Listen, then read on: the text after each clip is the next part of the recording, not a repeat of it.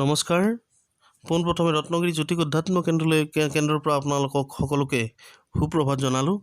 আজি 1427 ভাস্কৰাব্দ 1942 শকাব্দ 2020 খ্ৰীষ্টাব্দ ভাদ মাহৰ 6 তাৰিখ ৰবিবাৰ, ইংৰাজী 23 আগষ্ট।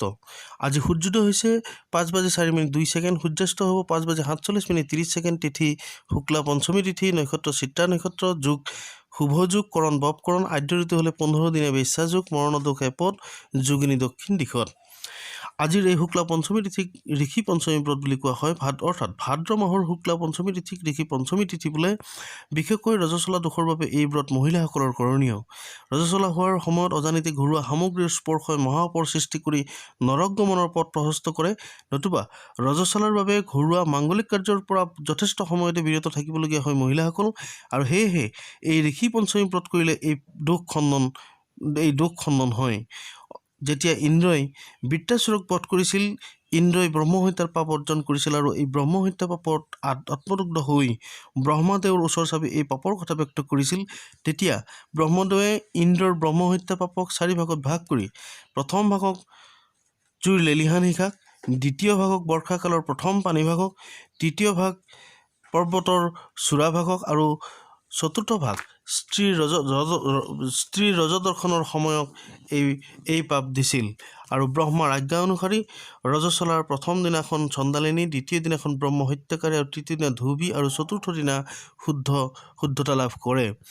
জানি অনজানি ঘৰুৱা সামগ্ৰী স্পৰ্শ হৈ যায় মহিলাসকলৰ। আৰু ৰজস্বলা দোষৰ বাবে এই ব্ৰত কৰিলে সেই দোষ খণ্ডন হ'ব। সম্পূৰ্ণ শাকাহাৰী ব্যৱস্থাৰে মিঠা প্ৰসাদ প্ৰদান কৰি সপ্তৰ্ষিক পূজা কৰিলে এই দোষ খণ্ডন হয়। পৌৰাণিক কাহিনী মতে সুমিত ৰজাৰ পত্নীয়ে শহুৰদেৱৰ শ্ৰাদ্ধৰ দিনাখন খাদ্য প্ৰস্তুত কৰি থকাৰ সময়ত ৰজস্বলা হৈছিল আৰু তেতিয়া অন্য মহিলাৰ সহযোগত খাদ্য সম্ভাৰ প্ৰস্তুত কৰা হ'ল যদিও স্পৰ্শ দোষত আক্ৰান্ত হৈছিল সুমিত ৰজাৰ পত্নী। যথাসময়ত সুমিত ৰজা সহিতে সপ্ত ঋষিগণ উপস্থিত হ'ল। তেতিয়া স্বশক্তি আৰু মহিমাৰে ৰজস্বলা স্পৰ্শকৰণৰ কথা বোধ হৈছিল আৰু খাদ্য গ্ৰহণ নকৰি বনলৈ গুচি গৈছিল। আৰু তাহানিৰে পৰা এই সপ্ত ঋষিৰ আশীৰ্বাদ লাভৰ কাৰণে এই পূজা বা ব্ৰত চলি আহিছে। এই সপ্ত ঋষি হ'ল কাশ্যপ, বশিষ্ঠ, অত্ৰি, ভৰদ্বাজ, বিশ্বামিত্ৰ, যমদগ্নি আৰু গৌতম ঋষি। এই পূজা বা ব্ৰত বিশেষকৈ স্বামী স্ত্ৰী একেলগে কৰিলে সাংসাৰিক শান্তি, নিসন্তানসকলৰ বাবে সন্তান প্ৰাপ্তি আৰু সাংসাৰিক প্ৰেম বৃদ্ধি হয় বুলি পৰম্পৰা আছে। গতিকে আজিৰ এই দিনটোত স্বামী স্ত্ৰী একেলগে সপ্তৰ্ষিক মিঠা প্ৰসাদেৰে পূজা কৰিলে এই ধৰণৰ ফল প্ৰাপ্তি হ'ব। এতিয়া আহিছোঁ আজিৰ দৈনিক ৰাশিফলসমূহলৈ। মেষ ৰাশিৰ জাতক জাতিকাসকলৰ বাবে আজিৰ দিনটো অতিকে শুভ। সম্পদ লাভ, তেওঁলোকে নতুন খবৰ পাব আৰু প্ৰেমাস্পদৰ লগত তেওঁলোক আজি মিলিত হ'ব পাৰিব। বৃষ ৰাশিসকলৰ বাবে আজিৰ দিনটো অতিকে সুন্দৰ দিন বুলি পৰিগণিত হৈছে। বিশেষকৈ ধন লাভ, ব্যৱসায়িক নতুন সম্পৰ্ক স্থাপন আৰু তেওঁলোকে আৰ্থিক দিশত আজি সচ্ছলতা লাভ কৰিব পাৰিব। মিথুন ৰাশিৰ ক্ষেত্ৰত বিদ্যাত সুনাম, তেওঁলোকে সামাজিক সন্মান লাভ কৰিব পাৰিব আৰু তেওঁলোকৰ আজি সুসন্মান লাভৰ দিন আছে। কৰ্কট ৰাশিৰ ক্ষেত্ৰত আজিৰ দিনটো বেয়া বুলি পৰিগণিত হৈছে। কৰ্মত বাধাপ্ৰাপ্ত হ'ব, তেওঁলোকে সাংসাৰিক অসুবিধা পাব, বিবাদত লিপ্ত হৈ পৰিব। সিংহ ৰাশিসকলৰ বাবে আজিৰ দিনটো আনৰ সহায় লাভ কৰিব পাৰিব। তেওঁলোকৰ বিশেষকৈ বিবাহৰ পাত্ৰ পাত্ৰীসকলে নতুন খা খবৰ লাভ কৰিব পাৰিব।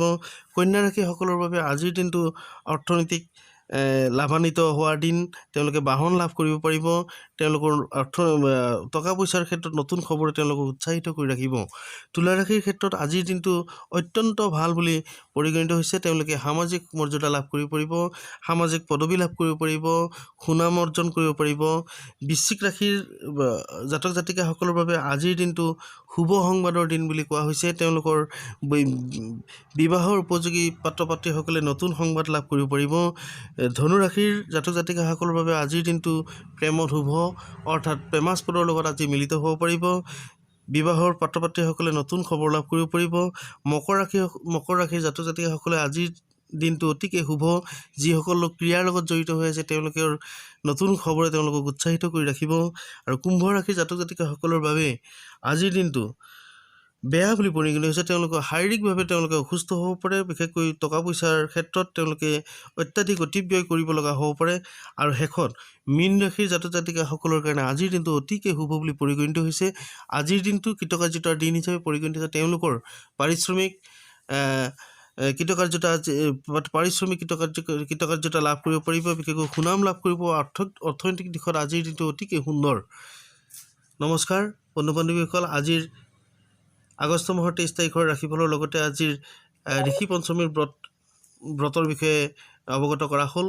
গতিকে আজিৰ দিনটো সকলোৰে বাবে সুন্দৰ আৰু শুভ হোৱাৰ কামনাৰে ৰত্নগিৰি জ্যোতিষ কেন্দ্ৰ